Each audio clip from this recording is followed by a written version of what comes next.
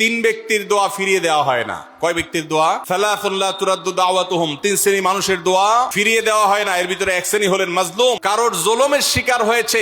এই ব্যক্তি জালেমের বিরুদ্ধে যে তার মনের আকুতি থাকে, বদদোয়া থাকে, আল্লাহ সুবহানাহু ওয়া তাআলা এটা ফিরিয়ে দেন না। এজন্য পৃথিবীর ইতিহাসের কোন জালিম আপনি দেখাতে পারবেন না যেই জালিমকে আল্লাহ ছেড়ে দিয়েছেন, আল্লাহ ছাড় দিয়েছেন কিন্তু চূড়ান্ত ভাবে ছেড়ে দিয়েছেন, এমন কোন জালিম আপনি দেখাতে পারবেন না।